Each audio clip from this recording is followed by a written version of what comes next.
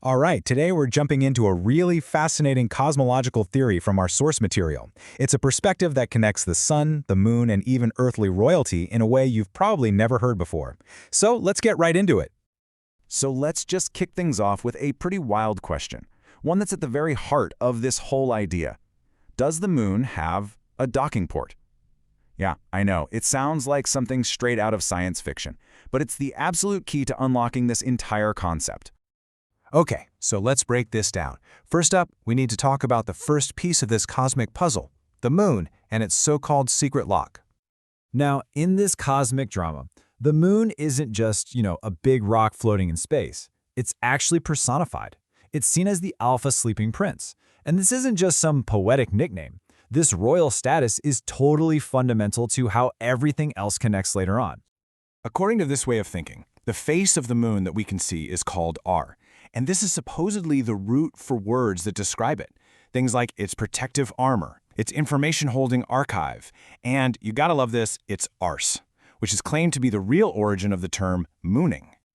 And right there on that visible surface, the AR, there's supposed to be this very specific, unique mark. This theory says that mark is the lock. Think of it like a celestial docking port, just waiting for its key. Okay, so every lock needs a key, right? And that's what brings us to the core of this whole thing, this cosmic duality, AR versus RA. So, if the moon is our Alpha Prince, then the sun has to be its celestial counterpart, the Beta Princess. And her designation? It's Ra, a perfect mirror to the moon's AR.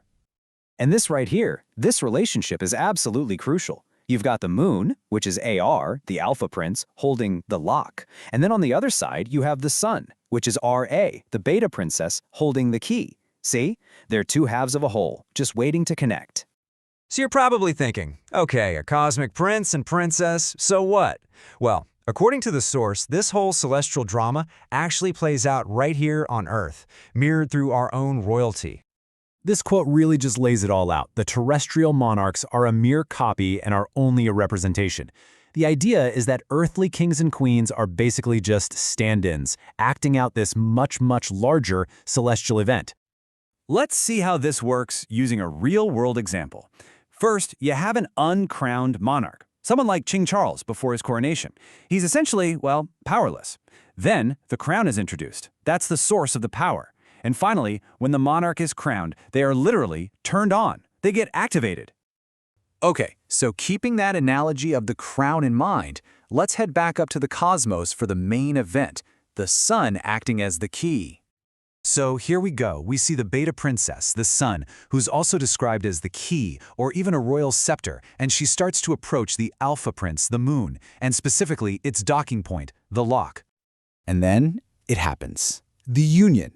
The key goes into the lock. The sun docks with the moon. And just like we saw with the earthly crown, this incredible celestial event turns on the monarch, activating their full power.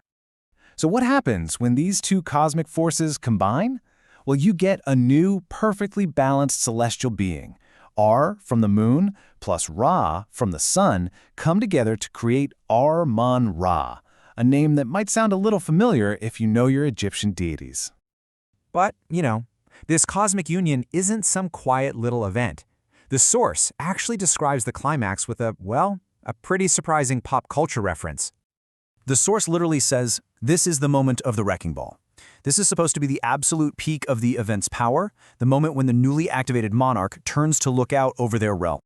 And get this, the source claims this whole cosmic story of union and activation isn't some ancient forgotten secret. No, it's supposedly hidden in plain sight, right in our popular music. The source points to Adele's Skyfall and the song Waiting for a Star to Fall as just a couple of examples of this exact story being told through music. And that really just brings us to the final, kind of mind-bending thought here. If this epic story of a sun prince and a moon princess is in these songs, the source suggests it could be in all of them. So the question I want to leave you with is this. Is this ancient story of celestial union hidden in every song you hear? What are you going to be listening for next time?